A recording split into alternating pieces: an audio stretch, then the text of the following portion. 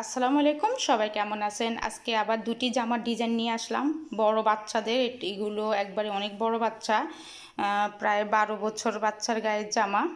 দেখেন এখানে এই কাপড়টা আমার 2 গজ কাপড় লাগছে, আর এখানে আমার 1 গজ কাপড় লাগছে, মোট 3 গজ কাপড় লাগছে। আর এটা পানা একটু বেশি ছিল দেখে 2 গজ আমার হয়ে গেছে। এটার লম্বা হচ্ছে 40 ইঞ্চি। জামাটা একটু বাচ্চা হেলদি টাইপের, হেলদি, এর জন্য কাপড় একটু ইয়ে লাগছে। আর এই যে এখানে ওড়নার পরিবর্তে, কারণ বাচ্চা মানুষ ইয়ে লাগবে না, ওড়না পরিবর্তে আমি এখানে কুচি দিয়ে দিছি। আর হাতাটা আমি ইয়ে দিছি, দেখেন হাতা দুই পাটটা যেন দেখতে যেন একটু ভালো লাগে। আর এখানে অর্ধেক দিছি আমি, এখানে রাবার অর্ধেক দিছি, রাবার অর্ধেক। তো আমার জামার ডিজাইনটা কেমন হয়েছে যদি আপনাদের কাছে ভালো লাগে লাইক করবেন, কমেন্ট করবেন, আর বেশি বেশি করে শেয়ার করে দিবেন, যেন আপনাদের মাধ্যমে আরেকজন দেখতে পারে। আমি আরেকটি জামা দেখাচ্ছি আপনাদেরকে।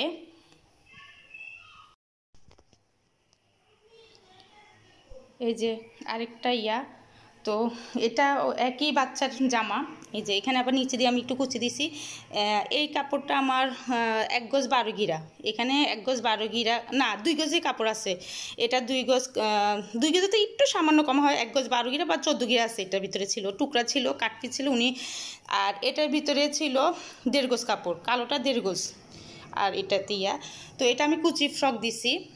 আর এখান দিয়ে আমি বুকে দিয়ে একটু ডিজাইন করছি, আপনারা দেখলে বুঝে। এটা আমি লম্বা লম্বা কাপড় কেটে এটাকে আমি এভাবে সেলাই করে দিই, তারপর উল্টে দিছি। তাহলে এই দেখেন এরকম, এখানে আবার একটা এই যে চাপ সেলাই দিছি যেন কাপড়টা আর না উঠে। তো এটা বাচ্চা মানুষ উলনা যেন না লাগে এই জন্য। আর ডিজাইন একই ডিজাইন তো আর ভালো লাগে না, তো এটাকে আমি নতুন একটা লুক দেওয়ার জন্য এমন করছি। এই যে আর এখানে দেখতেও কলারের মতো লাগতেছে, দেখতে মানে অপূর্ব সুন্দর লাগতেছে। কিন্তু এই ডিজাইনটা যদি, এই কাপড়টা যদি কালো কাপড়টা না দিয়ে যদি আমি এরকম দিতে পারতাম তাহলে জিনিসটা একটু, কিন্তু এটা কাপড় কম ছিল দেখে আমি এখন এভাবে দিছি, কারণ এই কাপড় এটার ভিতরে অনেক কাপড় লাগে।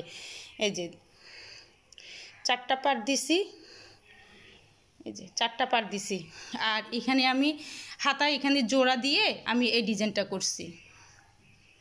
এই যে আসলে আমরা মেয়েরা ঘরে বসে না থেকে আমরা যদি নতুন নতুন সেলাই করে বা একটা ঘরের একটা বাড়তি কাজ করি তাহলে অনেক উপকার হয়। আর আমি এটাই হচ্ছে আমার পেশা, এটা আমার নেশা, এটাই। তো আপনাদের কাছে এই ডিজাইনটা কেমন হয়েছে একটু জানাবেন। আমি আসলে সেলাই কাজ করি অনেক ছোটোবেলা থেকে, আমার মায়ের কাছ থেকে আমি শিখছি সেলাইয়ের কাজ। মায়ের অবদান আমার এটা হচ্ছে আমার মায়ের কাছ থেকে আমি শিখা। এই জন্য মাকে অনেক অনেক ধন্যবাদ জানাই। আমি সব সময় মাকে নামাজ পড়ে মাকে অনেক জানাই, মায়ের জন্য অনেক দোয়া করি যে মায়ের জন্য আজকে আমি এই পর্যায়ে আসছি। ছোট ছোট এখন একটু উদ্যোক্তা হয়েছি। তো দোয়া করবেন আমার জন্য, আমার ফ্যামিলির জন্য, আমার মেয়েটার জন্য অনেক দোয়া করবেন। আমার মেয়েকে নিয়ে যেন আমি সুন্দরভাবে থাকতে পারি, ওকে নিয়ে।